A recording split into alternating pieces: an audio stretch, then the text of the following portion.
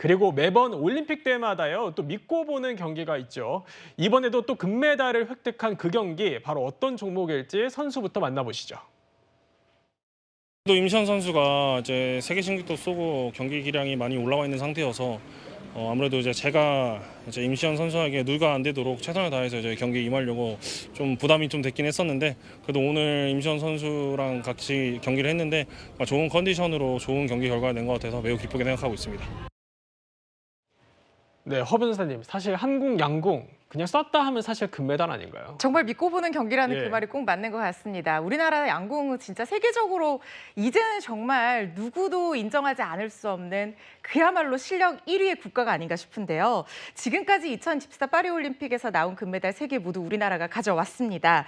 앞서 남녀 단체전에서도 금메달을 획득을 했던 우리 대표팀인데요. 네. 어제 열린 혼성 단체전에서 김우진, 임시연조가 독일을 상대로 결국에는 또 승기를 꽂고 말았습니다. 금메달 딴 건데요.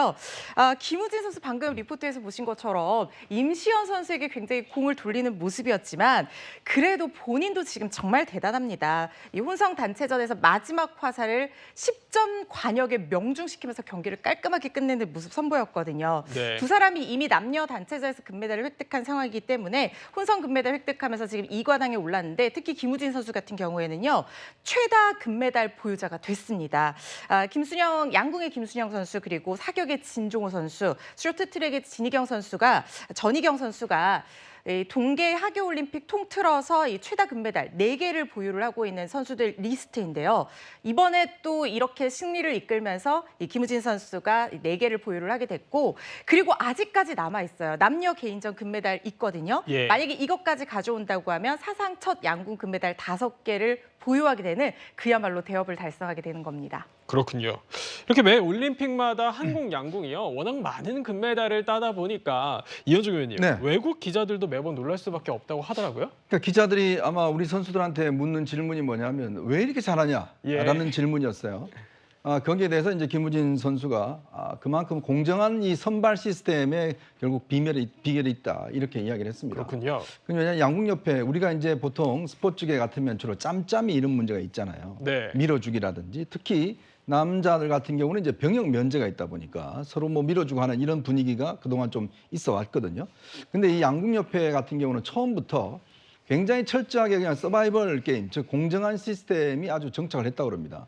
초기에는 굉장히 어려웠다고 그래요. 왜냐하면 우리 어떤 스포츠계 문화도 있고 이런 게 있었는데 그걸 어떤 계속 고집해 나갔다는 거죠. 그러면서 오랫동안 이 시스템을 유지하다 보니까 사실은 금메달 따는 것보다 국가대표가 되는 게 더 어렵다고 할 정도로 정말 공정한 시스템이 적용이 되는 상황이거든요. 그렇군요. 예. 그래서 우리 같은 경우는 올림픽 때 금메달 딴 선수도 그 다음에 떨어지는 경우가 뭐 아주 비일비재합니다. 네. 안산 선수 같은 경우는 도쿄올림픽에 금메달 땄는데 이번에 떨어졌거든요. 예. 그러니까 그만큼 철저한 어떤 경쟁 시스템, 아주 그래서 무명의 선수도 이번에 그냥 선수로 발탁되는 경우가 많아요.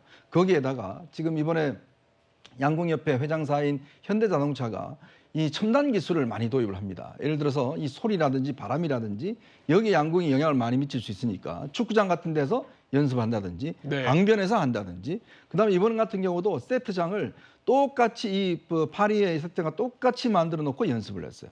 그리고 실제로 이 경기 열리기 전에 4일 전에 미리 갔습니다. 파리에 가서 음식이나 이런 것들을 적응할 수 있도록 배려를 해준 거예요. 네. 그러니까 그런 첨단 기술. 그다음에 이번 같은 경우 특히 로봇 공사가 있었습니다. 그러니까 이 로봇 공사가 이제 계속 10점 만점을 쏘잖아요. 근데 이 사람들은 후반전에 갈수록 이 감정이 흔들리지 않습니까? 그런 것들을 이기기 위해서 사실 로봇 회사를 보유하고 있는 현대자동차가 그걸 개발을 해서 선수들에 적용시켜서 이번에 막판까지 정말 이 심장 박동수가 굉장히 70, 60을 유지할 정도로 그런 기술적인 쾌거를 이뤘다고 봅니다.